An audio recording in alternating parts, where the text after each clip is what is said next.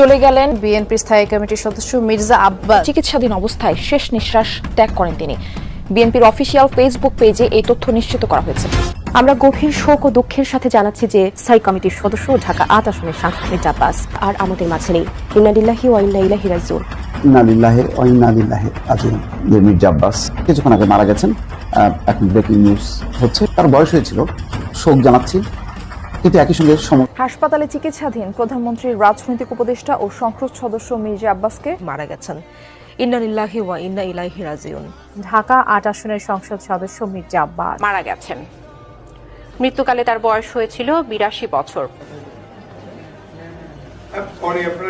Social মিডিয়ার timeline জুড়ে এখন একটাই খবর, ঢাকা ৮ আসনের হেভিওয়েট সংসদ সদস্য মির্জা আব্বাসের সংসদীয় পদ নাকি বাতিল হয়ে গিয়েছে।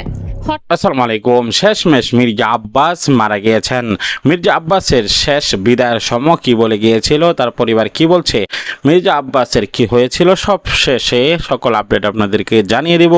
অবশ্যই নাটিন লাইক করে শেষ পর্যন্ত ভিডিওটি দেখতে থাকুন। জুড়ে এখন একটাই খবর, ঢাকা ৮ আসনের হেভিওয়েট সংসদ সদস্য মির্জা আব্বাসের সংসদীয় পদ নাকি বাতিল হয়ে গিয়েছে। হঠাৎ করেই ডিজিটাল প্ল্যাটফর্মগুলোতে আগুনের মতো ছড়িয়ে পড়া এই খবরটি পুরো রাজনৈতিক অঙ্গনে এক তীব্র চাঞ্চল্য আর ধোঁয়াশার সৃষ্টি করেছে। ক্ষমতার করিডোর থেকে জনচক্ষুর অন্তরালে চলে যাওয়া এই রহস্যময় অন্তর্ধানের আখ্যান যেন নতুন এক মোড় নিল এই খবরের হাত ধরে। একটি চেয়ার শূন্য, একটি ফোন নীরব, আর ফেসবুকের দেয়ালে দেয়ালে কেবলই কিছু অমীমাংসিত প্রশ্ন আর দাবি যে অসুস্থতার কারণে বর্তমানে চিকিৎসার জন্য বিদেশে অবস্থানরত এই রাজনীতিবিদদের আসনটি পুরোপুরি শূন্য। কিন্তু এই তথ্যের গভীরতা কতটুকু, নাকি এর পেছনে লুকিয়ে আছে অন্য কোনো সূক্ষ্ম হিসাব, তা নিয়ে জনমনে তৈরি হয়েছে চরম উত্তেজনা। তিনি কি কোনো মরণ ব্যাধির সাথে পাঞ্জা লড়ছেন, নাকি অদৃশ্য কোনো সুতোর টানে নিজেকে গুটিয়ে নিয়েছেন এক দুর্ভেদ্য কুয়াশায়, যার ফলে আজ তার সংসদ সদস্য পদ হারানোর মতো পরিস্থিতি তৈরি হলো। সেই রহস্যের জট খোলা এখন সময়ের দাবি। যখন সীমান্তের ওপারে হাতকড়া পড়ে দুই ভাড়াটে জল্লাদের হাতে, ঠিক তখনই কি কেঁপে উঠেছিল ঢাকার কোনো এক প্রভাবশালী মসনদ, যার চড়া মূল্য দিতে হচ্ছে এই সংসদীয় পদ হারানোর মধ্য দিয়ে। আজ রাজনীতির সেই ধোঁয়াটে অলিগলি খুঁড়ে আমরা বের করব সেই সত্য, যা হয়তো এখনো ফাইলবন্দি হয়ে আছে ক্ষমতার অন্ধকার প্রকোষ্ঠে। চোখ রাখুন আজ নিউজ বিডি লাইভের বিশেষ অনুসন্ধানী প্রতিবেদনে। ঢাকা ৮ আসন বাংলাদেশের রাজনীতির হৃৎপিণ্ড বলা হয় যাকে। এই জনপদে মির্জা আব্বাসের আধিপত্য অনেকটা প্রশ্নাতীত থাকলেও ২০২৬ সালের নির্বাচনী হাওয়া ভিন্ন এক বারুদ ছড়াচ্ছিল। সেই বারুদের নাম ওসমান হাদি। রাজনীতির দাবাবোর্ডে অভিজ্ঞ খেলোয়াড় মির্জা আব্বাসের বিপরীতে ওসমান হাদি কোনো নাম সর্বস্ব প্রার্থী ছিলেন না। ক্ষমতার অলিন্দে তখন চাপা উদ্বেগ, এই তরুণকে কি থামানো সম্ভব, নাকি ঢাকা ৮ হাতছাড়া হতে চলেছে মির্জা আব্বাসের? ঠিক এই টানটান উত্তেজনার মাঝেই বাতাসে ভাসতে শুরু করে মির্জা আব্বাসের আসনটি শূন্য হয়ে যাওয়ার আগাম কিছু রাজনৈতিক গুঞ্জন, যা আজ বাস্তবে রূপ নেয়ার দাবি করা হচ্ছে। নির্বাচনী প্রচারণার ডামাডোলের মাঝে একদল সশস্ত্র দুর্বৃত্তের তপ্ত বুলেট বিদ্ধ করল ওসমান হাদিকে। চিকিৎসকদের সব চেষ্টা ব্যর্থ করে দিয়ে না ফেরার দেশে চলে গেলেন তরুণ এই নেতা। এই একটি মৃত্যু কেবল একজন উদীয়মান নেতার জীবনের অবসান ঘটালো না, বরং বদলে দিল পুরো নির্বাচনী সমীকরণ। যে লড়াই হওয়ার কথা ছিল হাড্ডাহাড্ডি, সেই ময়দান মুহূর্তেই হয়ে পড়ল ফাঁকা। আর এই ফাঁকা ময়দানে মির্জা আব্বাসের মূল প্রতিদ্বন্দ্বী হিসেবে ভোটের লড়াইয়ে দাঁড়িয়েছিলেন জাতীয় নাগরিক পার্টির হেভিওয়েট যুবনেতা নাসির উদ্দিন পাটোয়ারি।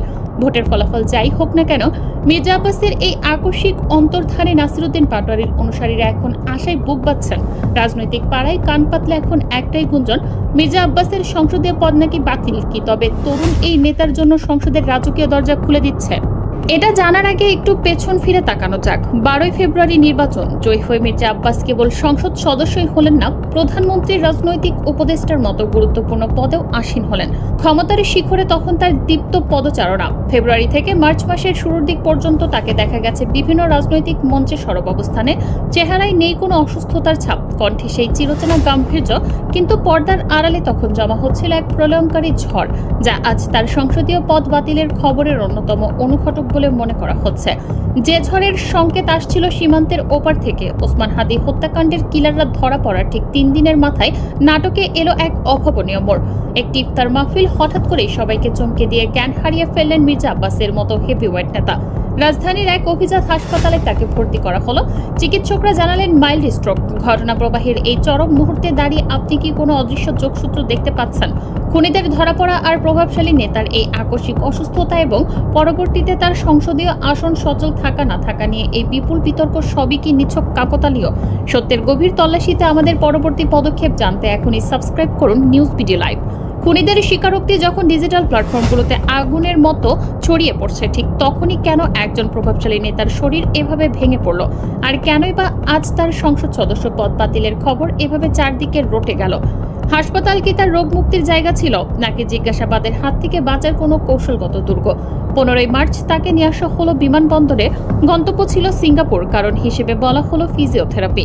কিন্তু এখানেই জন্ম নিল এক নতুন রহস্য। সিঙ্গাপুরের বিশ্বমানের সব হসপিটাল ছেড়ে কেন তাকে তড়িঘড়ি করে পাঠানো হলো মালয়েশিয়ায়? ফিজিওথেরাপির জন্য মালয়েশিয়া যাত্রা কি সত্যি চিকিৎসার প্রয়োজনে, নাকি নিজেকে পৃথিবীর লোকচক্ষুর আড়ালে নিয়ে যাওয়ার এক সুপরিকল্পিত মিশন, যার কারণে আজ দীর্ঘ অনুপস্থিতির অজুহাতে তার পদ বাতিলের গুঞ্জন ডালপালা মেলার সুযোগ পেল? তাহলে সংসদের অনুমতি না নিয়ে অনুপস্থিত থাকার যে বিধানটি রয়েছে সেটির হিসাব কি? বাংলাদেশ সংবিধানে সংসদ সদস্যদের আসন শূন্য হওয়া সংক্রান্ত 67 এর এক অনুচ্ছেদে স্পষ্ট করে বলা হয়েছে, কোন সংসদ সদস্যের আসন শূন্য হইবে যদি তাহার নির্বাচনের পর সংসদের প্রথম বৈঠকের তারিখ হইতে 90 দিনের মধ্যে তিনি তৃতীয় তফসিলে নির্ধারিত শপথ গ্রহণ করতে অসমর্থ হন, অথবা সংসদের অনুমতি না লইয়া তিনি একাধিক ক্রমে 90 বৈঠক দিবস অনুপস্থিত থাকেন। রাজনৈতিক অন্দরমহলে কান পাতলে শোনা যায় এক ভিন্ন ভিন্ন গুঞ্জন। দল কি তবে তার দিক থেকে মুখ ফিরিয়ে নিয়েছে, নাকি এমন কোনো ধ্রুব সত্য দলের শীর্ষ নেতৃত্ব জেনে গেছে যা জনসমক্ষে এলে পুরো সংগঠনের ভাবমূর্তি ধূলিসাৎ হয়ে যেতে পারে? যখন কোনো নেতার কর্মকাণ্ড বা অতীত ছায়া দলের জন্য বোঝা হয়ে দাঁড়ায়, তখন তাকে কৌশলগত নীরবতার চাদরে ঢেকে দেওয়াটাই রাজনীতির চিরন্তন রীতি। মির্জা আব্বাসের ক্ষেত্রেও কি আমরা সেই একই চিত্রনাট্যের পুনরাবৃত্তি দেখছি? সোশ্যাল মিডিয়ায় হঠাৎ করেই দাবানলের মতো ছড়িয়ে পড়ল মির্জা আব্বাস আর বেঁচে নেই। জনমনে তখন রীতিমতো তোলপাড়। এই গুজবের আগুন নেভাতে গণমাধ্যমের সামনে হাজির হলেন তার ব্যক্তিগত সচিব। তিনি বেশ জোর গলায় দাবি করলেন মির্জা আব্বাস জীবিত আছেন এবং বিদেশে তার নিবিড় চিকিৎসা চলছে। কিন্তু নেটিজেনদের তীক্ষ্ণ প্রশ্নের তীরে সেই দাবি খুব দ্রুতই খেয়ে হারিয়ে ফেলল। সাধারণ মানুষের দাবি ছিল অত্যন্ত যৌক্তিক। যদি তিনি সত্যিই বেঁচে থাকেন এবং চিকিৎসাধীন থাকেন, তবে গুজবের অবসান ঘটাতে মাত্র কয়েক সেকেন্ডের একটি ভিডিও বার্তাই তো যথেষ্ট ছিল। কেন সেই অতি সাধারণ কাজটি করা হলো না? কোনো অদৃশ্য দেয়াল তাদের একটি ভিডিও প্রকাশ করা থেকে আটকে রেখেছে?